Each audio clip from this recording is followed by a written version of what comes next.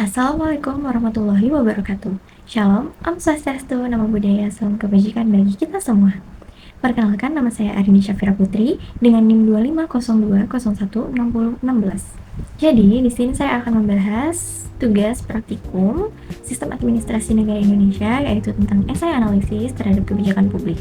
Di sini, judul yang saya ambil adalah Implementasi Kebijakan Electronic Traffic Law Enforcement atau ETLE di Indonesia melalui pendekatan inkremental.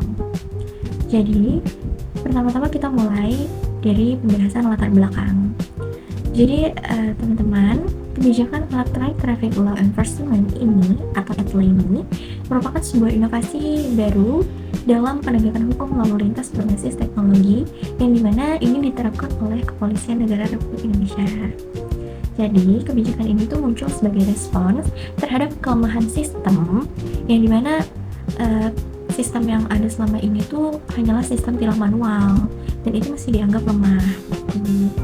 Nah, kelemahannya itu seperti rendahnya efektivitas pengawasannya, potensi pungutan liar, serta keterbatasan kehadiran aparat atau petugas-petugas kepolisian langsung di lapangan.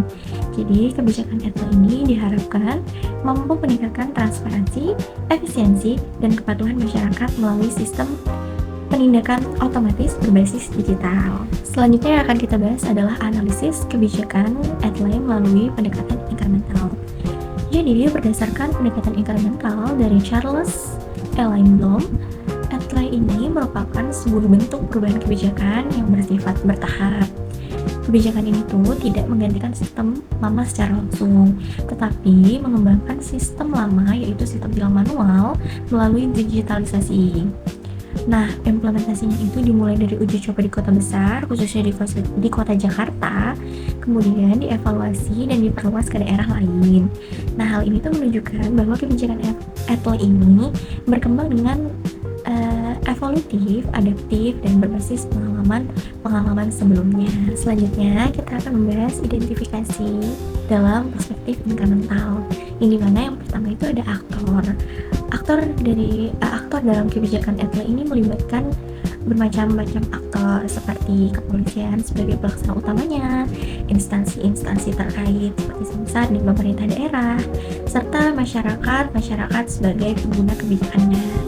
Nah, yang kedua itu ada kompromi. Jadi, terdapat kompromi antara kebutuhan modernisasi dan keterbatasan lapangan yang dimana ini terlihat dari tetap dipertahankannya sistem tilang manual, sistem lama ini bersamaan dengan penerapan kebijakan ETLE. Yang ketiga itu ada tahapan.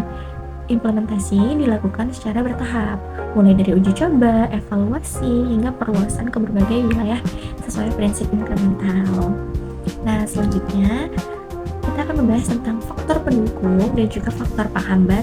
Yang pertama, kita mulai dari faktor pendukung dahulu, yaitu dari faktor pendukung ini meliputi perkembangan teknologi, dukungan kebijakan digitalisasi, upaya pencegahan pungutan liar, serta meningkatnya penerimaan masyarakat terhadap sistem digital ini.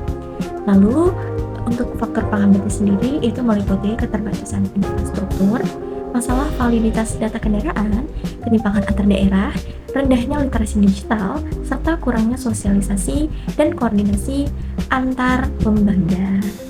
Tuh. Nah, selanjutnya kita sudah sampai di kesimpulan. Jadi, teman-teman, kesimpulan dari kebijakan ETLE ini adalah kebijakan ETLE ini merupakan sebuah contoh nyata di mana implementasi model inkremental ini diterapkan, di mana perubahan yang dilakukan kebijakan ETLE ini dilakukan secara bertahap dan adaptif terhadap kondisi nyata yang ada di lapangan saat ini.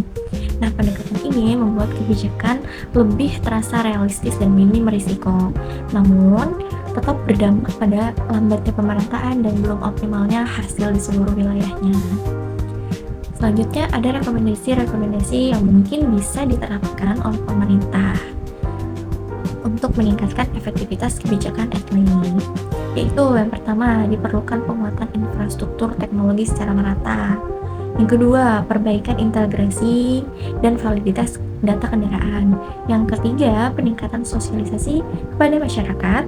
Yang Terakhir, ini ada penguatan koordinasi antar lembaga.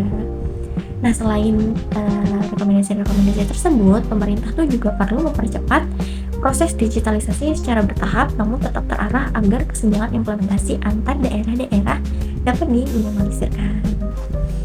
Selanjutnya saya akan membahas di bagian lembar kerja yang telah ditugaskan, yang dimana di soal pertama itu diminta untuk menjelaskan konsep dasar modal incremental. Jadi, modal incremental menurut Charles L. Lindblom adalah sebuah pendekatan kebijakan yang menekankan perubahan secara bertahap dengan memperbaiki kebijakan-kebijakan yang sudah ada, bukan menggantinya secara menyeluruh. Jadi model ini tuh bersifat realistis karena menyesuaikan keterbatasan waktu, informasi, dan juga sumber daya manusianya. Untuk soal yang kedua, itu ditanyakan kelebihan dan kekurangan dari model incremental ini sendiri.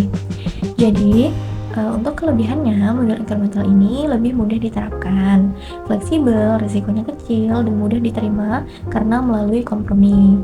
Untuk kekurangan sendiri, model incremental ini perubahannya cukup lambat, kurang inovatif, dan tidak menyelesaikan masalah secara menyeluruh. Lalu selanjutnya, untuk soal nomor 3 yaitu menganalisis satu kebijakan dengan model incremental. Di sini kebijakan yang saya ambil adalah kebijakan Electronic Traffic Law Enforcement atau ETLE yang dimana diterapkan oleh Kepolisian Negara Republik Indonesia dengan mencerminkan pendekatan incremental karena tidak menggantikan sistem tilang manual secara langsung, melainkan mengembangkannya melalui digitalisasi. Jadi perubahan yang dilakukan itu sifatnya bertahap, dimulai dari uji coba di kota besar seperti Jakarta, kemudian dilakukan evaluasi terhadap berbagai kendala-kendala yang muncul seperti validitas data kendaraan dan kesiapan sistem sebelum akhirnya diperluas ke daerah-daerah lain.